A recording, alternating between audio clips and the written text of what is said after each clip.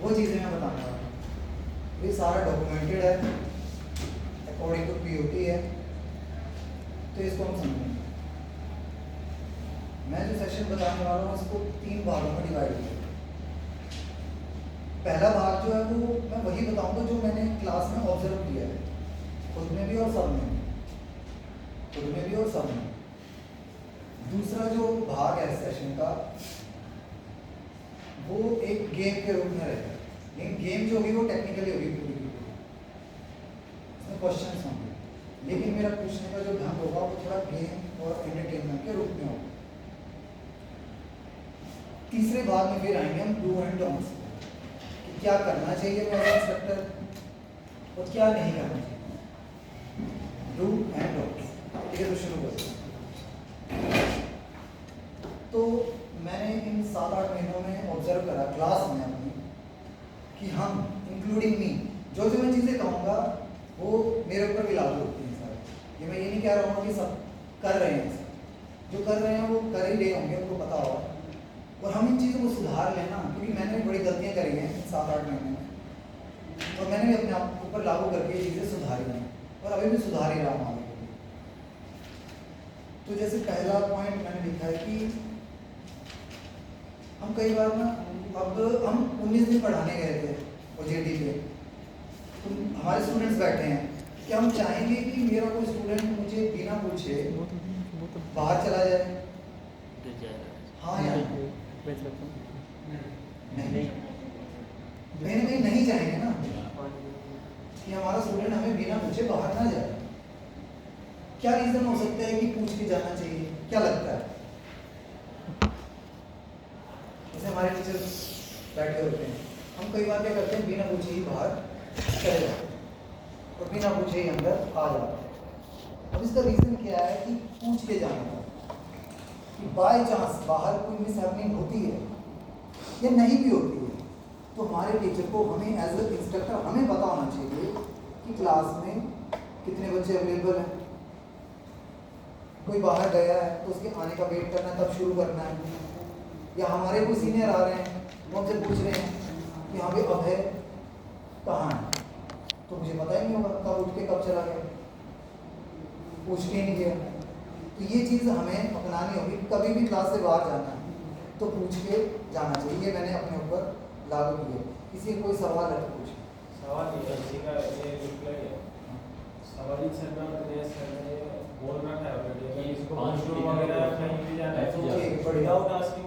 ये मुझे पता है, मैं आगे के लिए वही कह रहा हूँ कि एज ए इंस्ट्रक्टर जब हम आगे की करें ये चीज़, शायद ये ना ही लागू करें, तो क्योंकि हमें पता होना चाहिए कि मेरा स्टूडेंट कहाँ जा रहा है। नहीं, वो आईटीआई जो है आईटीआई में बच्चों के जो कम मैच्योर रहते हैं वो उधर ठीक है हमारा पूछना, क्या हमें पूछ के जा रहा है, पूछ के आ रहा है, बट इधर मैच्योर ना हो। ठीक है, आर्मी वाले शायद हमसे भी मैच्योर है, लेकिन वो भी पूछ के ही जाते हैं कि कब क्या करना है। चलो ठीक है, लेकिन ये मेरा एक पॉइंट था जो मैं बता रहा हूँ। ठीक है, लेकिन हम आईटीआई में लागू कर सकते हैं। कहाँ से किए? ठीक। वैसे भी अगर जैसा ना रूम वगैरह जाना होता है तो पूछ के जाना है, या कहीं वो जाना होता तो सबसे पूछ के जाना है। सेकंड पॉइंट पे आते हैं, फ़ोन पे बात करना।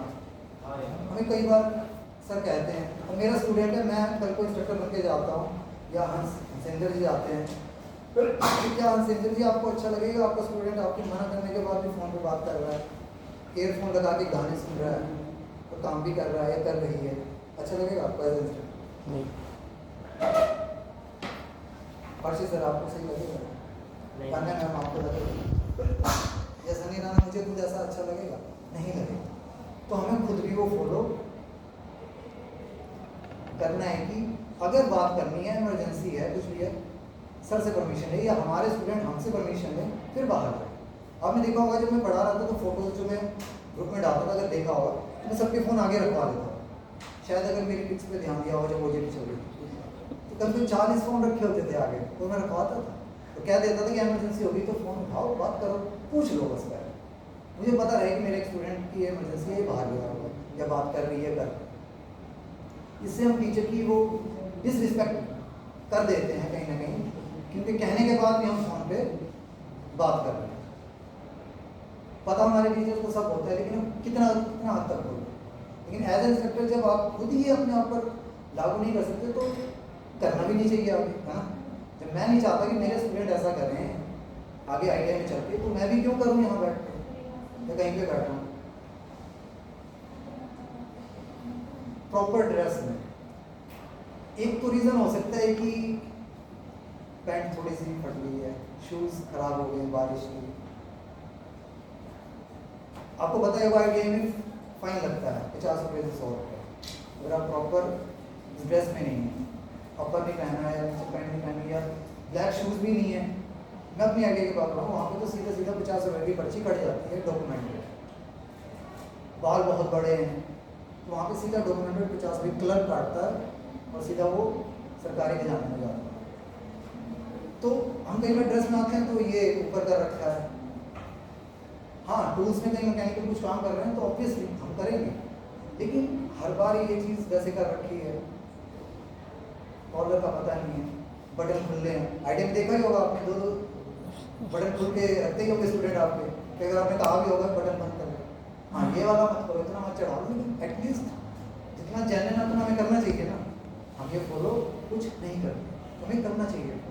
जहाँ का ड्रेस कोड है वो प्रॉपर आए, और हाँ कुछ शर्ट फट गई है तो परमिशन ले लें, वहाँ पे ठीक हो जाता है ना। छोटी छोटी चीज़ें हैं।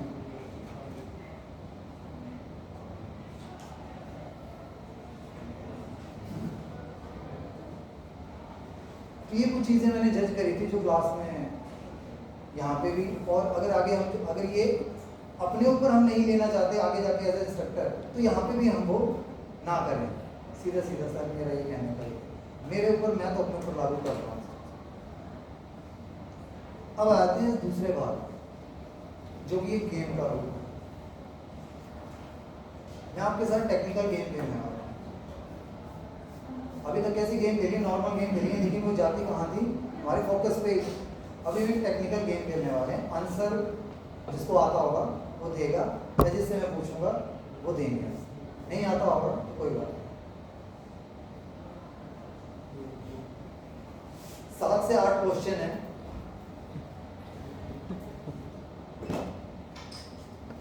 पहला क्वेश्चन,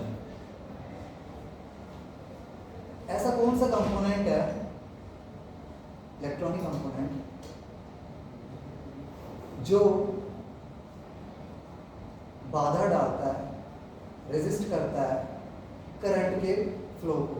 अजय साहब उसमें क्या चीज, तो प्लीज थोड़ा सा। अच्छा, प्रतिरोध यानी कि रेजिस्टर, ठीक कह रहे हैं। प्रतिरोध रेजिस्टर नहीं होता है, प्रतिरोधक रेजिस्टर होता है। वही बात है कि रेजिस्टर और रेजिस्टेंस, हम कंपोनेंट को क्या कह देते हैं, रेजिस्टेंस देना, रेजिस्टेंस देना। कई बार बताते हैं रेजिस्टर देना, कंपोनेंट रेजिस्टेंस, तो उसकी फिर वो प्रॉपर्टी होगी जो करता है। रेजिस्टर का हिंदी अनुवाद प्रतिरोधक। प्रतिरोधक, वजह सर ये सही है आपका आंसर, लेकिन प्रतिरोधक जैसे कि सर ने बताया। दूसरा, ऐसा कौन सा कंपोनेंट है जो एसी को डीसी में कन्वर्ट करने के लिए सहायक है। तान्या कटारिया। अब आप पूछेंगे प्रश्न क्या था, ऐसा पूछेंगे ना आप? नहीं सुना? चलो पूछ लेते हैं दोबारा। ऐसा कौन सा इलेक्ट्रॉनिक कंपोनेंट है जो एसी को डीसी में कन्वर्ट करता है और उसमें सहायक भी है? डायोड। आंसर सही है, सही। ऐसा कौन सा कंपोनेंट है जो सिग्नल जो होते हैं हमारे, किसी रूप में हो सकता है, उनको, क्या यहाँ पे मोबाइल का सिग्नल देख सकते हैं इस टाइम? हम यहाँ से देख पा रहे हैं? नहीं। किसी भी तरह का सिग्नल देख पा रहे हैं? नहीं। लेकिन एक ऐसा ना डिवाइस है, कंपोनेंट है, जो ना दिखा देता है वो सिग्नल्स को। कौन सा है वो सेंटर सर? कंपोनेंट है कि डिवाइस है? डिवाइस है। डिवाइस है, मशीन है, कंपोनेंट नहीं है, डिवाइस है। मतलब कि तरंग को दिखाना। हाँ सही जा रहे हो, ये है, आपने देखा भी है, समय पढ़ाया है। तो वो है CR हो। हाँ जी भाई, कॉन्फिडेंस रही है ना। नहीं मैं मैं घुमा के पूछ रहा हूँ, लेकिन आंसर सीधा सीधा सिंपल है। हाँ वही है, सिंपल। CRO भी है, देखते हैं ना, लेकिन वेवफॉर्म इसलिए यूज नहीं कर रहा क्योंकि आप एकदम से पकड़ लेते हो। लेकिन DSO भी है प्लान। हाँ DSO भी है, बिल्कुल है।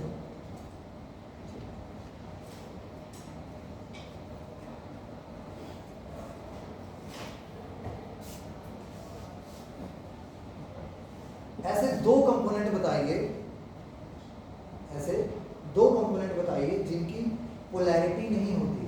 अंजलि भट्ट, अब आप पूछेंगे कि क्वेश्चन क्या था। हाँ समझ गए।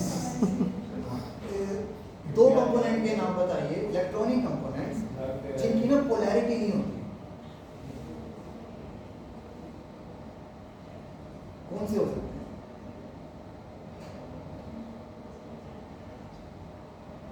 अच्छा एक ही बता दीजिए जिसकी पोलैरिटी नहीं होती।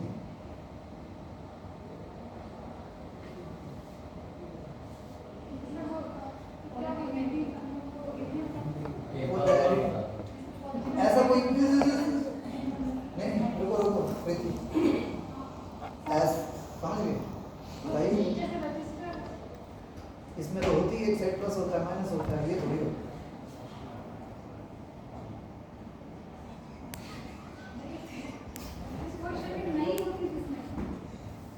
चलो दोहरा देता हूँ, एक ऐसा कंपोनेंट का नाम बताओ, अभी वो वहां से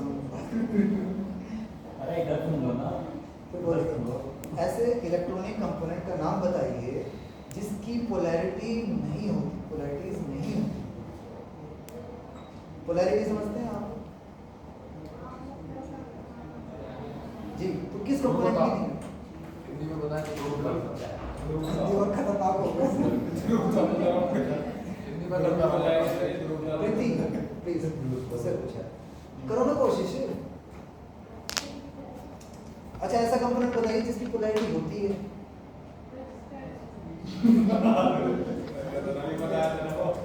रेजिस्टर खट्टा होता है।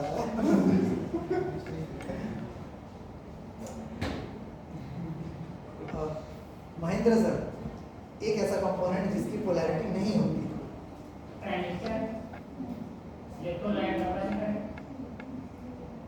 इलेक्ट्रोलाइट कैपेसिटर इसकी नहीं होती, होती है। ये सिरेमिक वो पेपर कैपेसिटर बोलना चाह रहे थे शायद, वो दूसरा छोटा वाला कैपेसिटर वो दूसरा होता है, उसकी पोलैरिटी नहीं होती। हाँ ये कोई कैपेसिटर नहीं होता। इलेक्ट्रोलाइट तो खुद नाम में इलेक्ट्रोलाइट आ रहा है, तो उसकी होती है सिरेमिक। सिरेमिक जो चने की दाल की वो दाल की तरह होता है, ऐसे बताने की कोशिश कर रहा भी होता है उसमें मसूर की। माइका।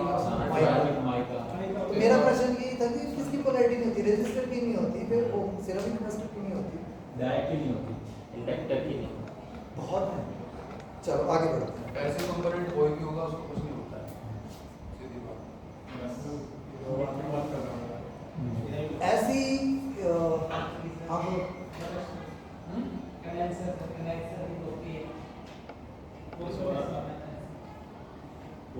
कैपेसिटर की रहती है।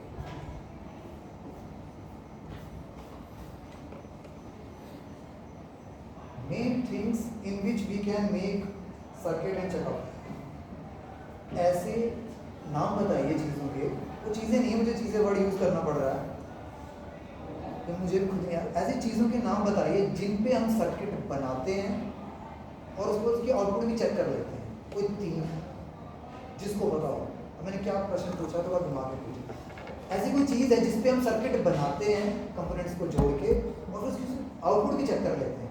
पहली कोई बताओ? सिमुलेशन, बहुत बढ़िया। दूसरा ब्रेडबोर्ड। ब्रेडबोर्ड, ब्रेडबोर्ड बहुत बढ़िया। तीसरा पीसी, जिसमें हम सर्किट बनाते हैं और आउटपुट चेक कर लेते हैं उसकी।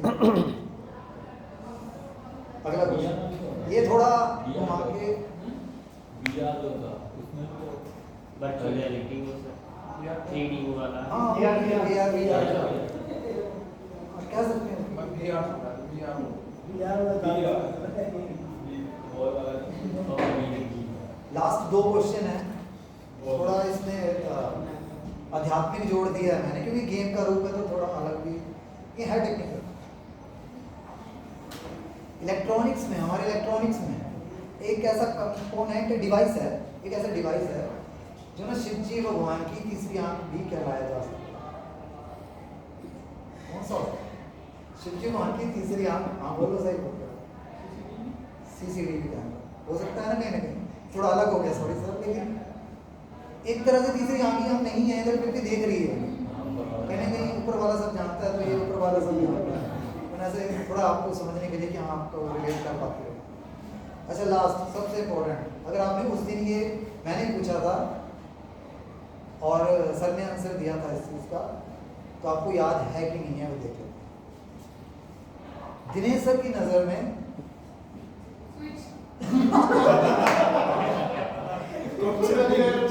बहुत बढ़िया, मैं पलट देता हूँ क्वेश्चन।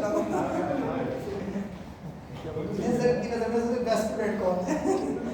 दिनेश सर की नज़र में इलेक्ट्रिकल या इलेक्ट्रॉनिक कंपोनेंट सबसे बेस्ट सर्वोपरि सर की नज़र में कौन सा है? तो स्विच। सही क्वेश्चन नहीं पूछा। इलेक्ट्रॉनिक याद में सफेद नहीं होता है। ठीक है, तो ये गेम थोड़ी अलग से हटके थी, थोड़ा दिमाग पे जोर डाल रही थी, घुमा फिरा के टेक्निकली थी, तो कहीं हम फंस भी रहे थे इसमें। मैं भी फंस सकता हूँ, मुझसे कोई पूछ ले यहाँ रेजिस्टर कोई खट्टा मीठा वाली बात आ गई, पेपर कैपेसिटर का इलेक्ट्रोलाइट निकल जाए मेरे मुंह से, तो हो जाता है, गलती हो जाती है। तो अब आते हैं थर्ड भाग पे, जो कि मैं आपको बताना ही चाहता था कि एज ए इंस्ट्रक्टर हम बनते हैं आगे और बनेंगे भी, तो क्या हमें करना चाहिए। ये मेरी तरफ से मनगढ़ंत नहीं है, मेरी काल्पनिक वो है, ये डॉक्यूमेंटेड है जो मैं बताने वाला हूँ। डू एंड डोंट्स क्या हो सकते हैं।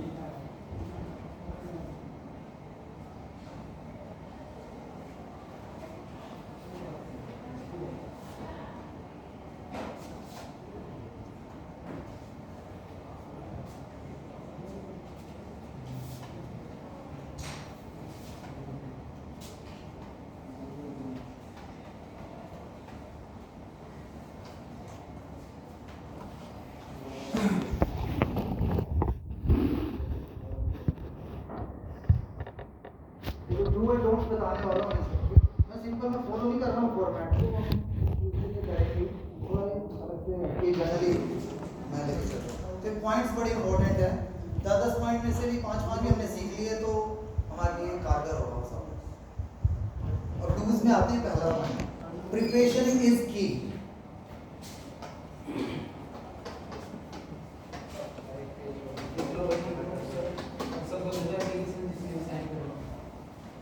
Preparation is key. Come to class, ये डूज में आ रहा है, इंस्ट्रक्टर को क्या करना चाहिए। Come to class well prepared with clear lesson plans and activities that cater to different learning styles. जब भी हम इंस्ट्रक्टर क्लास में आए तो प्रॉपर जो हम टॉपिक पढ़ाने वाले हैं, समझाने वाले हैं, उसको वेल मेंटेन अपने माइंड में पहले ही गहराई तक समझ के ही आए, आधा अधूरा ज्ञान लेके ना आए। चाहे वो डॉक्यूमेंटेड हो, lesson plan, demo plan, daily diary, चाहे वो हमारे मन के अंदर हम क्या बताने वाले हैं। समझे पहला पॉइंट। तो हमें प्रिपरेशन इसकी प्रिपेयर होके ही आना है। हमें आधा अधूरा प्रिपेयर है मत समझाइए, अगले दिन समझा दीजिए, लेकिन प्रिपेयर होके ही आना। हम क्या करते हैं, बिना प्रिपेयर होके ही आ जाते हैं, और कभी लेसन प्लान गलत, कभी डेमोन्स्ट्रेशन प्लान गलत, कभी हमारी शब्दावली गलत, कभी समझाने का तरीका गलत। तो एज ए इंस्ट्रक्टर हमें प्रिपेयर होके ही आना है, ठीक है। दूसरा डूज,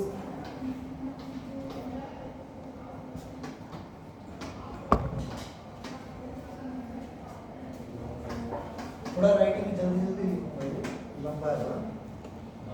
नो योर स्टूडेंट्स, अब अभी क्या बोल रहा है, be aware of their previous knowledge, abilities and learning styles to tailor your teaching effectively.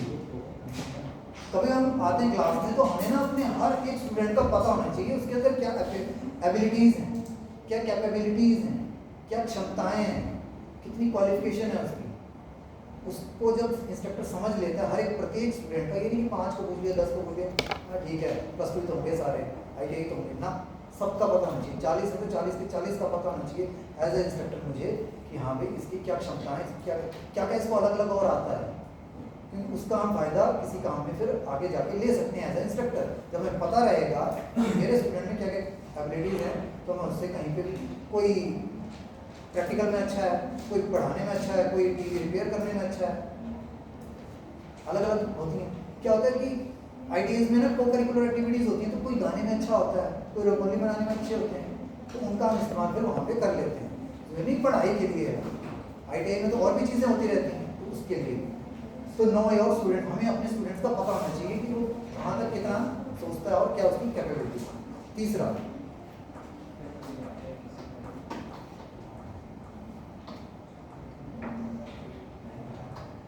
Positive को मैंने थोड़ा छोटा लिख दिया है, POSITIV है, create a positive learning environment.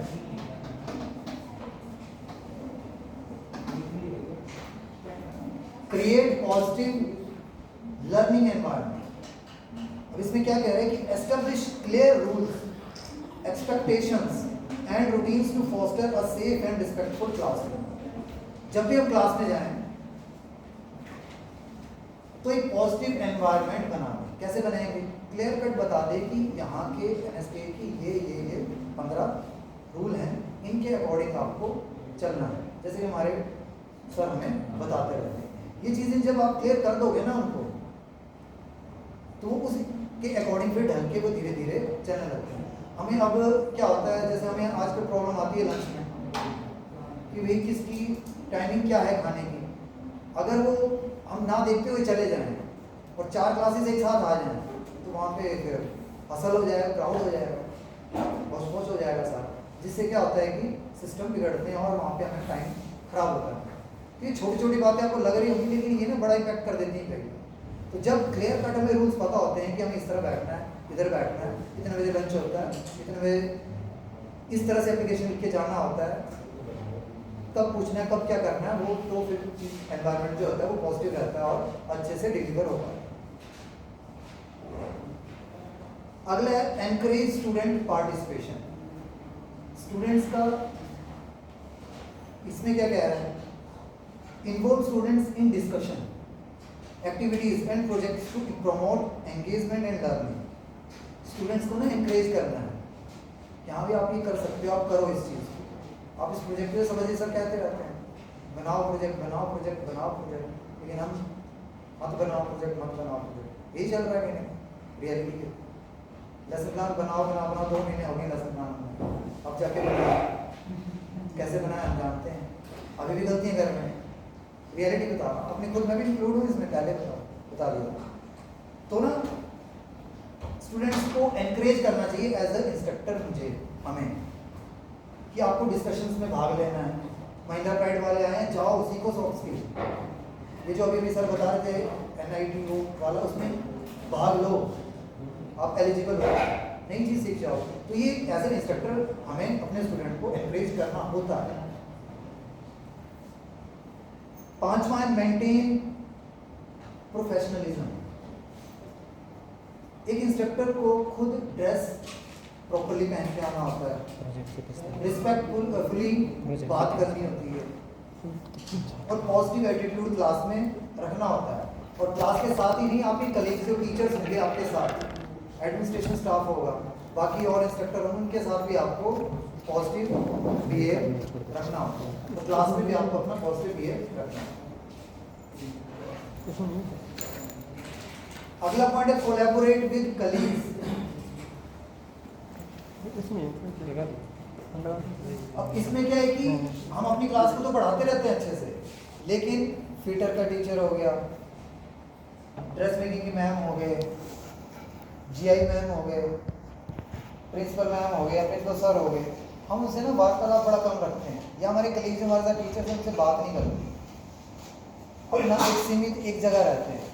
जब भी कोई फंक्शन हो, टी ब्रेक हो, लंच ब्रेक हो, तो एज ए इंस्ट्रक्टर हमें उनसे सोशल होना चाहिए, पूछना चाहिए कि आपकी क्लास में क्या चल रहा है, कैसे चल रहा है, ये चीज़ें मेरी प्रॉब्लम आ रही हैं, मैं कैसे ये करूँ, आप सीनियर हैं बताएं। इस तरह से हमें अपने कलीग से भी डिस्कशन करते रहना चाहिए।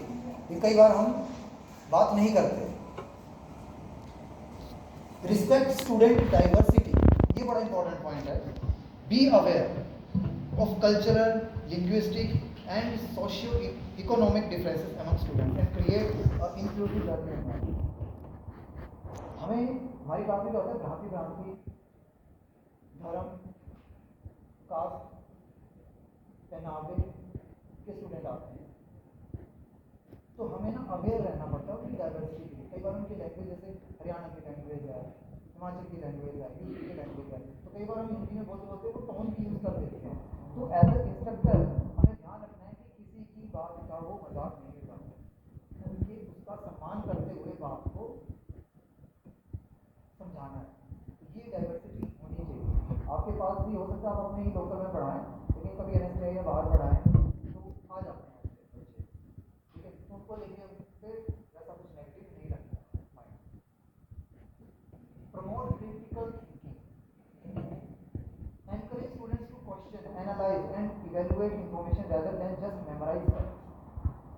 इसमें क्या है कि इंस्ट्रक्टर को बस ये नहीं बोलना कि यार ऐसे कर लेंगे ना तो ऐसे हो जाता है, वैसे कर लेंगे तो आपका वो हो जाएगा। ये बातें काल्पनिक एक टाइम तक ठीक है, लेकिन प्रैक्टिकल वो करके भी दिखाना होता है। और lead by example, lead by example, खुद करके पहले दिखाना, फिर बाकी बच्चे आपको देख के करते हैं। हम सिर्फ ऑर्डर ही करेंगे तो करेंगे कुछ नहीं, करना ज़्यादा नहीं, हमें लगे नहीं रहना उनके साथ, बस हल्का सा ऐसे करके ये ऐसे करना है, बच्चे हो जाते हैं तैयार। आइडियाज़ में ऐसा ही होता है, आपको भी ऐसा ही होता है, थोड़ा सा उनके साथ में करना पड़ता है। और उनकी क्रिटिकल थिंकिंग, जैसे मैंने अभी क्या करा, अभी गेम खेल लीजिए, मैं क्वेश्चन पूछ रहा था, मैं सिंपल थोड़ी तो ये रजिस्टर क्या करता है, जैसे हाउसर बताइए, मैंने उसको घुमा के पूछा, इनके माइंड में मैंने क्रिटिकल थिंकिंग डाल दी, मतलब क्रिटिकल सिचुएशन करके अब सोचो क्या हो सकता है, कैंडली वर्ड में सोचो वो क्या हो सकता है जिसकी पोलैरिटी ही नहीं हो। तो इस तरह से क्रिटिकल थिंकिंग भी इंस्ट्रक्टर को पैदा करनी चाहिए अपने स्टूडेंट्स। Use technology effectively. अब हमारे पास टेक्नोलॉजी है, पहले टेक्नोलॉजी ये है सामने, लैपटॉप है, डेस्कटॉप है, फ़ोन है, अब ये हमारे सामने है, लेकिन हम इसका इस्तेमाल करवा नहीं पा रहे अपने स्टूडेंट से, उसको बता नहीं पा रहे कलर कहाँ से चेंज होता है, क्योंकि हमें खुद भी पता नहीं, और पता है तो बता नहीं रहे हैं। तो एज ए इंस्ट्रक्टर हमें ऐसा नहीं करना है। आगे जब हम आइडियाज़ में जाएंगे, जितना आपके पास ज्ञान है टेक्नोलॉजी को लेकर वो उनको बताना है, और उसका इस्तेमाल पॉजिटिव तरीके से।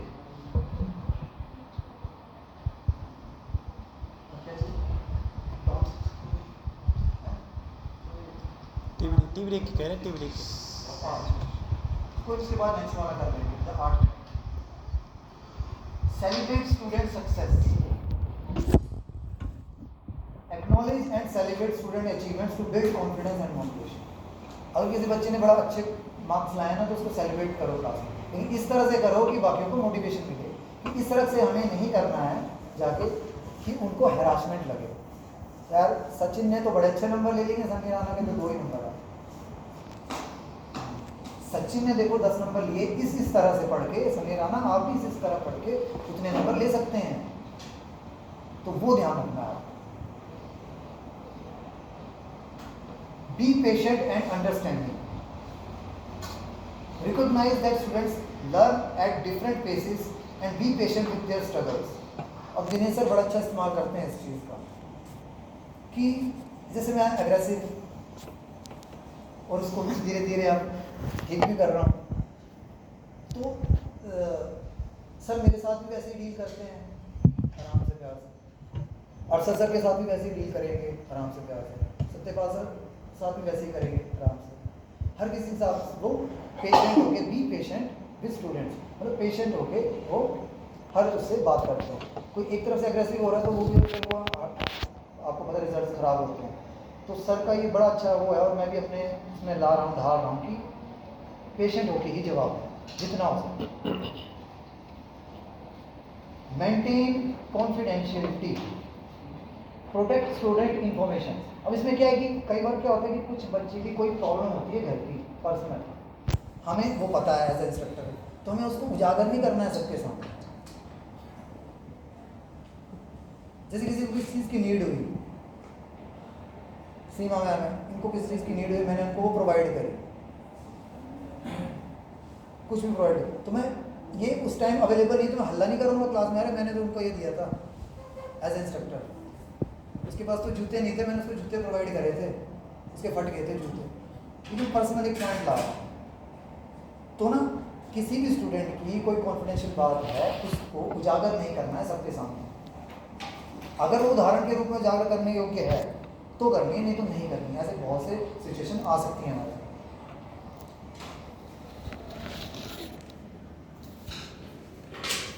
Don't try to be a buddy with students. आज सर ने ही दिनेश सर ने इसका खुद एग्जांपल भी दिया था। कुछ मैंने और हर्षित सर ने कुछ इनसे सर से क्वेश्चन पूछा सहारनपुर का। सर ने कहा कि एज अ टीचर मैं आपके साथ इससे आगे नहीं खुल सकता, कुछ पर्सनल क्वेश्चन था वो। तो वो यही सर ने लागू किया कि स्टूडेंट्स के सामने बड़ी नहीं बन जाना है कि मित्र है वो मेरा, आजा भाई ना, गैप मेंटेन रखना है। अब मैं as a instructor Harshit sir के साथ जितना टीचर और स्टूडेंट का जो रिश्ता है वो उसमें पढ़ाने तक तो ठीक है, लेकिन कुछ चीज़ों के लिए गैप मेंटेन रखना है। इतना करीब नहीं आ जाना है कि कल को उसको डांट भी ना पाएँ और अपनी वो जो छवि है उसको खो दें। कि दोस्त नहीं बना लेना, बिल्कुल दोस्ती वाला भाव ही नहीं रख देना। पढ़ाने में आप पूरा खुल के रखो, लेकिन हर वक्त हमें दोस्ती वाला भाव नहीं रख देना अपने स्टूडेंट के प्रति। नहीं तो टू बी ग्रांटेड ले लेते हैं स्टूडेंट कि अपना ही मित्र है टीचर। देखो हमारी तो ऐसे बात हो जाती है टीचर के साथ, तो टीचर भी करता है हमारे साथ। ये चीज़ हमें ध्यान रखना है, आगे इंस्ट्रक्टर बने तो ये नहीं करना।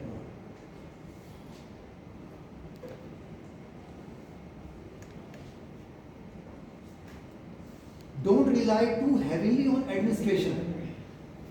उसमें क्या कह रहा है कि आपको अपनी क्लास में कुछ भी दिक्कत आती है तो पहले रिस्पॉन्सिबिलिटी खुद लेनी है, अपने ऊपर लेनी है, उसको अपने एंड पे सॉल्व करने की कोशिश करना है।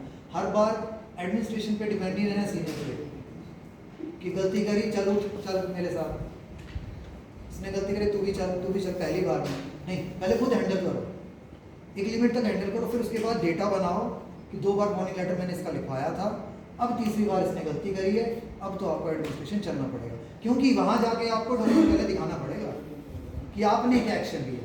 तो आप पे भी क्वारी आएगी कि आपने क्या एक्शन लिया उसको, और आप बोलोगे नहीं पहली बार ही गलती करी थी इन्होंने, गाली का प्रयोग किया, मिसबिहेव किया दूसरे स्टूडेंट के साथ, मैं आपके पास ले आया। नहीं, आपने पहले क्या किया, वार्निंग लेटर लिखा, समझाया, वो डेटा होगा ना, फिर आप तीसरी बार में जा सकते हैं, बात आपकी सुनी जाएगी। Don't give up. Teaching can be challenging but don't give up on your students और योर प्रोफेशन। अब जैसे आप बताए कि ऐसे स्टूडेंट आते हैं, कोई कुछ पी के आ गया है, अल्कोहल कुछ कर रहा है, कोई उड़न मचा रहा है, गिव अप नहीं करना है। क्योंकि एज ए टीचिंग प्रोफेशन आप गिव अप कर दोगे तो फिर टीचिंग प्रोफेशन रह ही नहीं गई। आप दूसरे तरीके तीसरे तरीके अपना सकते हैं, आप उनके पेरेंट्स को बुला सकते हैं, आप एडमिनिस्ट्रेशन की मदद ले सकते हैं। एज ए टीचर आपको गिव अप करना ही नहीं है पढ़ाने पे। क्या रे मैं आज हल्ला कर रखा है, मैं तो पढ़ाऊंगा ही नहीं, मैं तो पढ़ाऊंगी ही नहीं, गिव अप नहीं करना। तरीके अलग अपनाना, सीनियर के साथ बात करना, जैसे कि आपको उस टाइम जो स्थिति है उससे सही लगता है। और डोंट टॉक टू मच, ज़्यादा नहीं बोलना है, और बहुत ज़्यादा नहीं बोलना है जोर से। स्टूडेंट्स को भी मौका देना है, एनकरेज करने की आप भी बोलिए, 2 शब्द बोलिए, फिर उनको मौका दीजिए, हाँ भाई आप बोलिए। हर वक्त मैं ही बोलता रहूँगा, क्वेश्चन पूछने का मौका तक नहीं दूंगा अपने स्टूडेंट को, और पूछ भी रहा है तो काट दूंगा उनकी बात को, तो ये एज ए इंस्ट्रक्टर मुझे नहीं करना। कर देते हैं ना कई बार हम कि कुछ पढ़ाते इतना पढ़ा देते हैं 2-2, 3-3 घंटे की मौका ही नहीं देते स्टूडेंट को पूछने। स्टूडेंट को मौका देना है पूछने, क्वेश्चन को पूछे हमसे, क्वेरी करे। Don't pretend you understand everything. ये सोच के नहीं रखना है इंस्ट्रक्टर मेरे को सब कुछ ही आता है, जैसे कि दिनेश सर कहते भी हैं, अपने मन के द्वार खुले रखो हमेशा। हमेशा एज ए टीचर हम कई बार सोचते हैं अरे मेरे को तो सारा ही आ गया रजिस्टर, हमें रजिस्टर पढ़ाना आ गया होगा, प्रैक्टिकल कराना आ गया, लेकिन उसकी मटेरियल तो नहीं पता ना किस मटेरियल से बन के किस टेम्परेचर पे पिघला के कूल करके बनता है, क्या पता उसके पीछे और भी कितनी साइंस है, पूरी बुक हो रजिस्टर पे। तो हमेशा अपने आप को ये नहीं समझ लेना है कि मुझे सब आ गया, ये कभी इस तरह से नहीं रखना है।